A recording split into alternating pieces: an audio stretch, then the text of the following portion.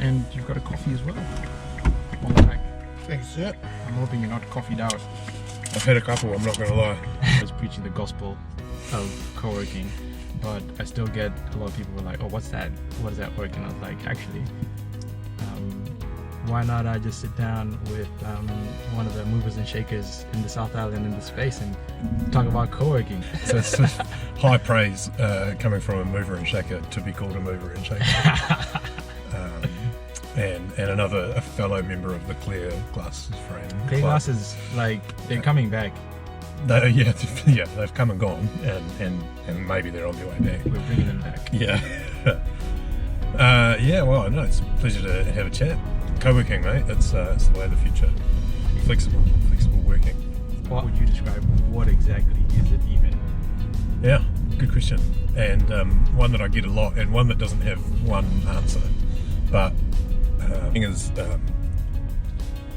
as a community, basically, it's a place, it's stuff, it's desks, it's Wi-Fi, it's printing, it's coffee. But co-working has the ability to deliver human outcomes far greater than the sum of its parts. So, like, we've got people working together, people working alongside each other, and invariably the feedback is, wow, I get a lot more done in a thriving space. Or, wow, look at these connections that I've made. And that could be business, like there's plenty of examples of people working together, but there's also plenty of examples of people meeting best friends and other relationships as well. It's all part of being human. So, because I've met some of my now best friends from, some of them have been customers, and and some of them are still there, still my customers. But we've got a really good, healthy friendship outside of that as well. So I'm very lucky. I think humans are a social creature by nature, and while working from home is definitely the buzz, WFH, it's the acronym that's getting thrown around. We're not a prescriptive business. We don't say these are our products and this is how you must use them.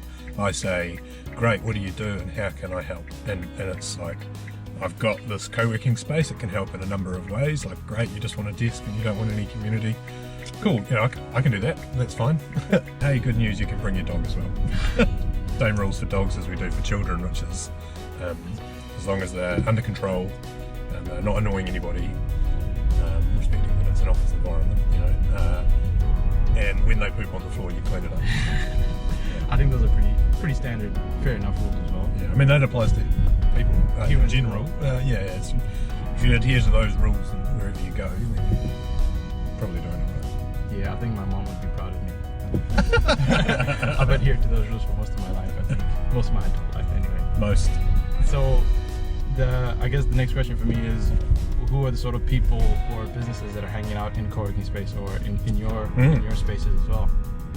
Good question. We're really lucky, so we've got about 220 members at the moment, and Holy smokes. yeah, it's a great journey getting to know them and all their businesses. We've got furniture design and sales, we've got telecommunication project managers, we've got HR consultants, we've got insurance brokers, we've got a whole gaggle of developers and software engineers and things like that. They do tend to move as a pack.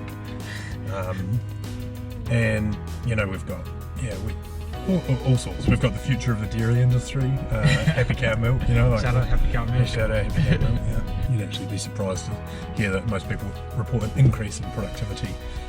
We might not be surprised considering but most people report an increase in productivity by arriving. Just the buzz, like this, everybody's paying good money to be there. Everybody's there to work. The fun that happens around the edges is just the lubricant to getting more work done. Really. Okay. I feel like I'd be remiss if I didn't ask this. There's been a slew of articles with variations of the headline of, what does the future of working look like? Remote work here to stay. What do you think is the future of working? And more especially from the lens of a Christchurch and maybe New Zealand perspective. Yeah, I think it's a good question. What is the future of working? Yeah, it's more human-centric. I think it's more focused on a lifestyle balance rather than just output. I think that maybe it's the next generation coming. Maybe it's been not forced, but maybe it's been brought on by lockdowns and accelerated. But I feel like a lot more people are saying, well, what can my work and what can my industry and what can it provide for me? Yeah. And so, part of that is, well, how good if you can then work for, I don't know, big company, New Zealand-wide company, but they, instead of giving you a stipend to go work from home, from a foreseeable future, what if you were to spend that on a co-working space that has a wellness policy, a social calendar, like all of the good things that enable like a rich experience.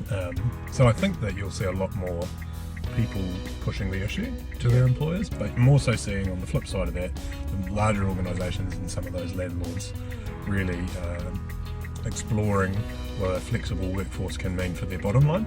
Yeah. So reducing footprint, particularly nationwide, not so much Christchurch, but particularly nationwide, I'm hearing and seeing a desire to reduce footprint, and some of the overflow work space that is needed can be contracted on quite a short term with some of these flexible work providers, including myself. So I think you'll see a shift of smaller floor plates and a better human experience for employees. And I think we're seeing the terminology work-life integration starting to supersede what used to be work-life balance. And I feel like we've always been quite lucky here in New Zealand, and more especially even Christchurch, where the lifestyle is very high priority for a lot of people. But I feel like COVID-19 and the lockdown experience further highlighted the need or the want for more of that. And I feel like that's sort of the space where co-working is now thriving, because it offers that integration a little bit. Yeah, agreed. I think COVID-19 and the lockdown has kind of accelerated what was already a trend in my eyes, and by definition, everybody who's ever worked from my spaces has been a remote worker. Yeah. So if you can work from a co-working space, you could work from home. It's on our industry to, like any industry, prove the value, and I think showcase the benefits. So.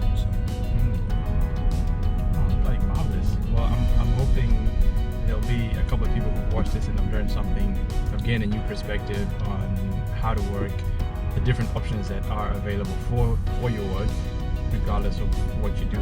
Is that I think you're just providing new options is my biggest takeaway from this conversation.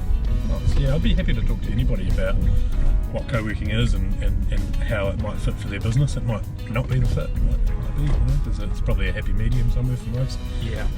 But yeah, really, I think the more people that know about it, the more people learn that there's other options out there, particularly at a business owner level.